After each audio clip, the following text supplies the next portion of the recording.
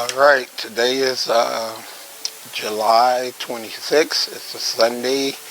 I am making another podcast, episode number 76. I cannot believe that that I have been in it this long to have made so many episodes. I remember episode 1. So um, here in Chicago today, hot as hell. It is really scorching out there. And just not too long ago it was winter time, so I'm not gonna complain. We can deal with the heat. Stay inside, turn the air on like I'm doing. But today, episode 76, I wanted to talk about my journey through fitness. I spoke about my journey through bodybuilding before in one of the other episodes. This time, it's the business aspect of it. I can recall that starting out, how I got started is I walked into a small gym. I was living out in University Park, which is a south suburb of Chicago. I was on my way, I just bought my house, so I was on my way to the hardware store. And the only thing that's on the street of where I was going to the hardware store is the hardware store, and next door to it is a gym. So I decided to walk into the gym, and just instantly it was, people talk about love at first sight. The moment that I walked into the gym, it was love at first sight. So I had asked the owner, whose name was Bob, hence the name Bob Gym. Very inventive, huh? I had asked him about a position because I wanted to work there. I knew I could do a good job, and I eventually, at the time I was a mechanic, so I kind of knew I wanted to try to make fitness my life.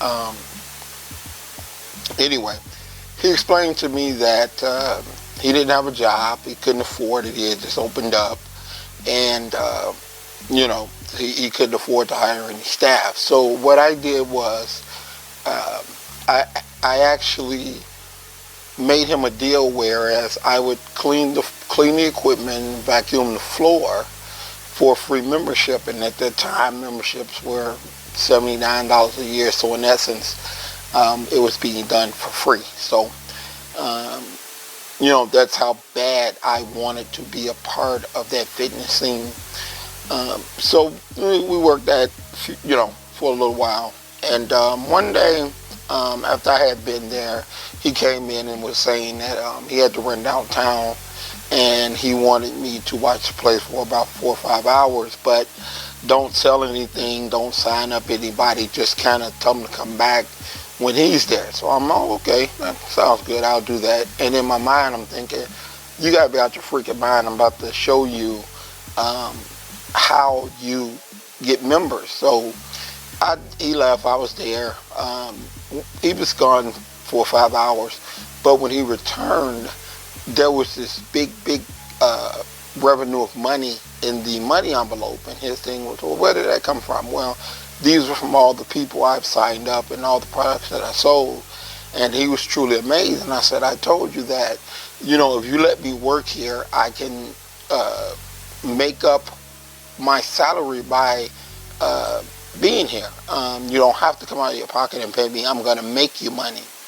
So from that day forward, I worked at Bob's Gym as a counter help, retail help, assistant manager, cleanup guy. Anything that it took is what I did. So I did that. I left his place a couple of years later, and I went to get a full-time job at a place called Body by Iris, which at the time was in Richton Park. And when I started to work for Body by Ivory, I also opened up the retail shop. So I had a salary as a manager, and I also owned the retail shop, which is where we ordered the supplements and clothing and things like that. So I was really making a good income there. Because he didn't think a retail shop would make money, which it did. But back then, supplements were horrible. I mean, they were horrible. Now things are a lot different. So I worked there for a few years. And then I from the guy that I was ordering supplements from, a guy named John Perillo out of Cincinnati, who I eventually wound up meeting, he used to send a magazine every month with our order. It was called Perillo Performance. So I look on the front of the magazine cover, and there's a guy named Charles Durr, who he had came off of winning the USA. And I had been hearing little things about personal training with clients one-on-one, paying a lot of money. So I definitely I was interested in that aspect of the business. So it had said that he was in Chicago. He had a studio, one-on-one studio, which was located downtown. So I called him up, told him I wanted to meet him. So I went down there, a couple of weeks later, and I asked him for a job. Same thing. He said he didn't have a job available. So I did the same thing. I quit, left my retail shop, left my salary as a manager, which was pretty decent. And I went down there to do the same thing, basically sit around and vacuum, clean equipment, run errands, get coffee, do all those things. And so I had built up a decent clientele. And I was traveling from University Park to downtown. And if anybody knows Chicago, that's a 45 to an hour-minute drive with no traffic. I was driving an old Chevelle, had no floorboard in it, had no muffler, and leaked so much oil that I would carry a case of oil in the back of my car to add oil to get back home, because when you go, it would burn. It would leak about 4 or 5 quarts on the way there, 4 or 5 quarts on the way back. But working there, being in this little small one-on-one studio, it was very new at the time. There were not a lot of them out. I was in heaven. It just was everything that I loved about the business. It was there. So I worked there for a couple of years, and then eventually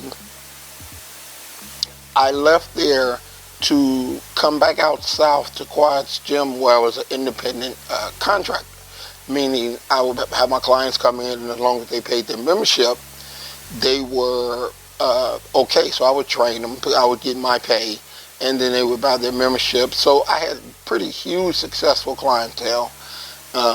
And then I wanted to open up my own place. I really did. You can't be a great guest in somebody else's house, and that's how I felt being there. I was in his house, but it was things that I couldn't control: music, clientele, language, things like that. That I just felt you're not legitimate until you own your own. So at that time, I had been dreaming about starting my own club. My ex-wife came up with the name ratio 1-to-1, meaning one trainer to one client.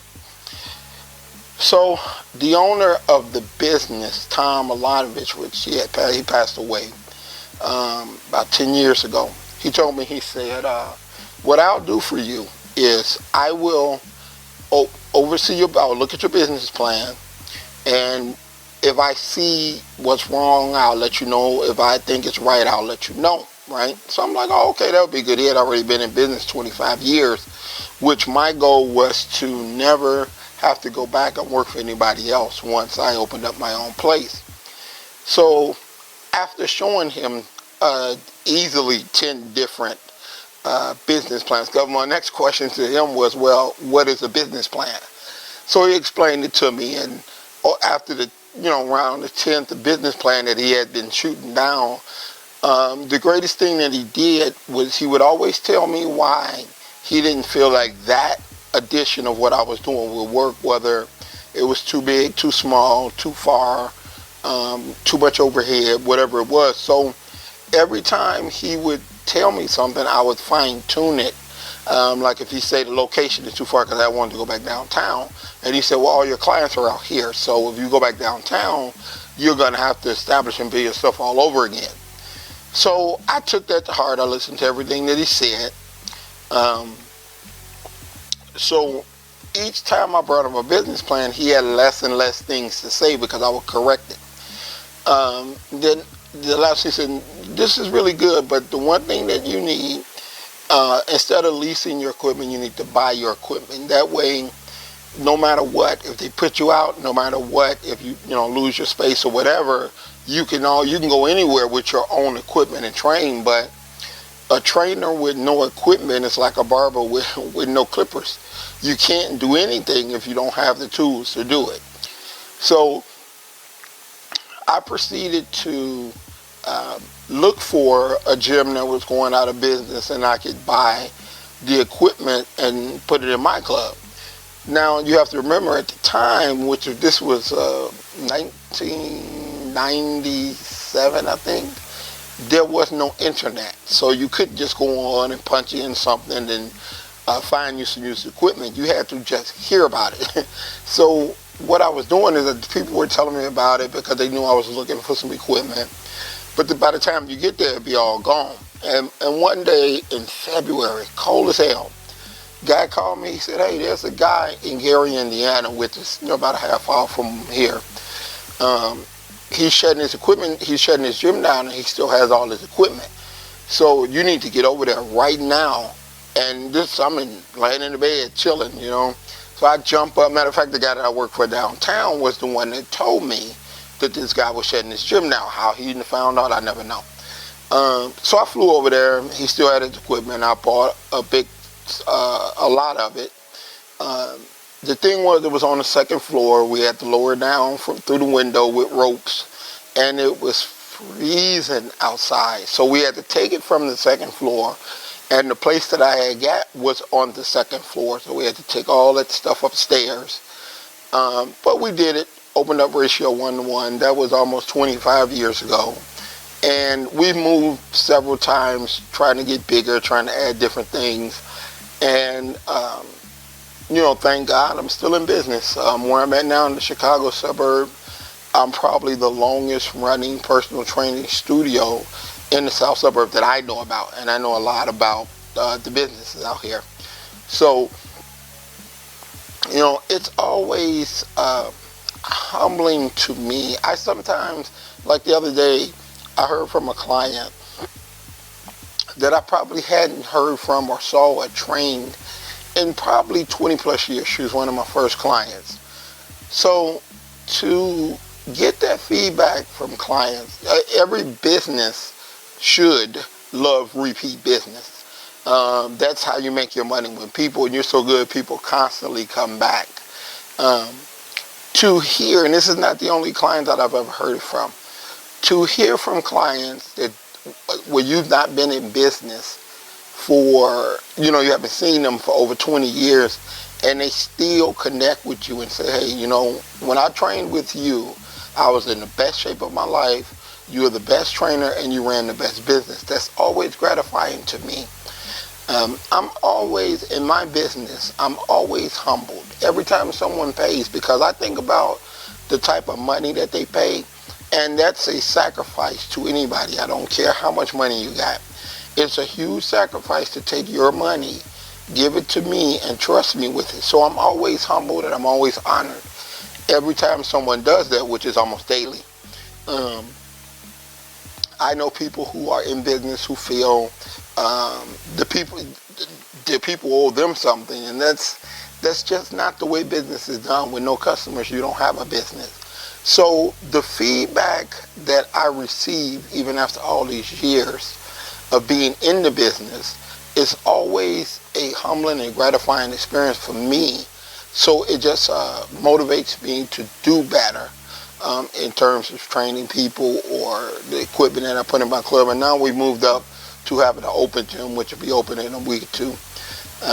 So things have been great in the 20 plus years that I've been in business. During that time, I've traveled a lot. I've met a lot of great bodybuilders. They say the 90s were the greatest time in bodybuilding. So I got to meet a lot of people. Sean Ray, which I did an interview with on YouTube, is a good friend of mine. Kevin LeBron, Flex Wheeler, Sir-Earl, which I had for guest posts when I used to promote shows. Vince Taylor, Melvin Anthony, all these great bodybuilders. I got a chance to meet them, and that's an experience that still holds true to my heart to this day, is meeting these guys and understanding truly what it's really about to be a great pro bodybuilder. I was always on the business end of it. I never really got a great enjoyment out of competing, even though I did. I won a state title. So genetically, I'm good enough to stand with the best, but I'm always more motivated by the business aspect of it. So judging, promoting, doing seminars, owning my own club, owning my own gym, those things have always been a bigger challenge to me. Although I do still have that original goal of getting back on stage.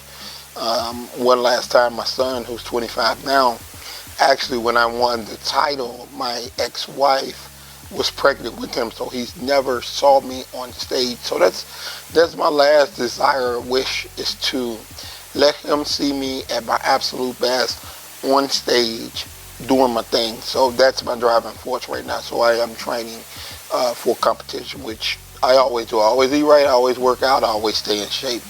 It's just something that I love. I love that aspect of it more than actually shaving down my hair and greasing up and getting on stage. But I will be doing that soon.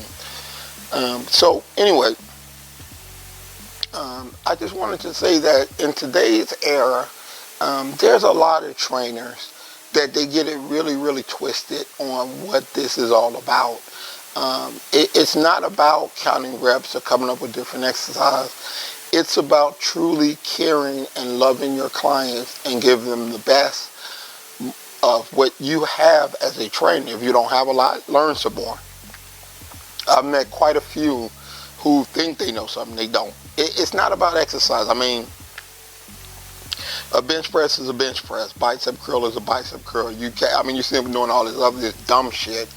You can't reinvent the wheel. It's been invented one time. Stick with the basics. Keep it simple. Make progress. Treat your people right. Have a quality place to train them at, and you'll have clients forever.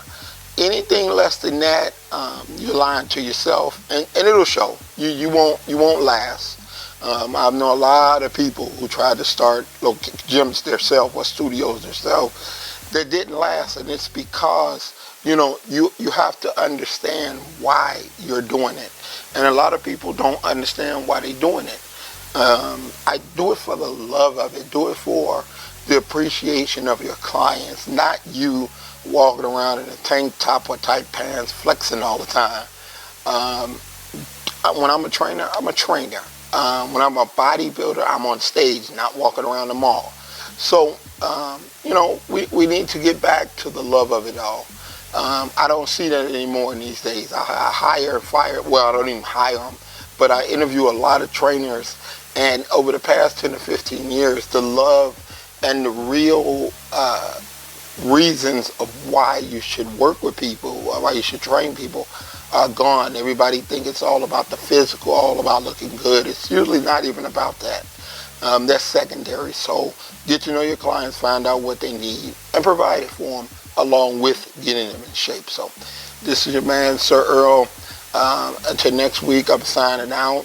And let's get back to really, really making people love the health and fitness scene, love how they feel, and enjoying coming to your place to work out. It'll make it a lot easier than a place that they hate. So until next week, this is your man, Sir-Earl, signing out, and I'm out of here. Peace.